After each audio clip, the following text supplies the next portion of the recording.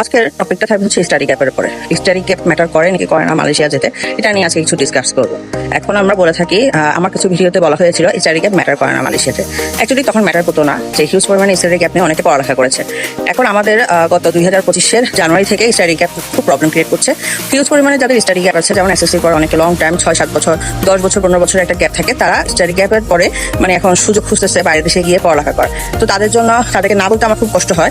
এখন নাটা বলতেই হয়, অনেক কিছু কারণ থাকে।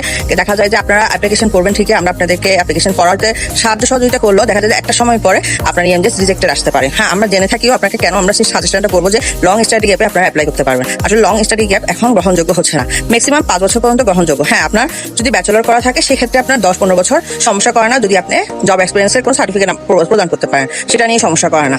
10 বছর হাইয়েস্ট বলা যায়। এরপরে ধরেন অফার লেটার আসতে অনেক সমস্যা হয়, তারপর অ্যাপ্লিকেশন করা যায় না তা না। আপনার মাস্টার্স অথবা পিএইচডিতে পড়তে গেলে স্টাডি গ্যাপটা অ্যাকসেপ্ট হয়ে যাচ্ছে। এখন আল্লাহ জানে ভবিষ্যতে কি হবে সেটা আমরা জানি না, কারণ মালয়েশিয়ার রুলস রেগুলেশন দিন দিন পরিবর্তন হচ্ছে, অনেক ঝামেলা হচ্ছে, অনেক পরিমাণে ইন্টারন্যাশনাল স্টুডেন্ট পড়তে যাচ্ছে বাংলাদেশ থেকে। বিশেষ করে দেখা যাচ্ছে যে অনেক ইউনিভার্সিটিতে প্রবলেম হচ্ছে, অনেক ইউনিভার্সিটিতে প্রবলেম হচ্ছে না। আপাতত যেসব ইউনিভার্সিটিগুলোতে প্রবলেম হচ্ছে না, আমরা সেসব ইউনিভার্সিটিগুলো সাজেস্ট করি। আর অবশ্যই আপনাদেরকে ভালো ক্যারিয়ার বিল্ড আপের জন্য আমরা ভালো ইউনিভার্সিটি সাজেস্ট করবো।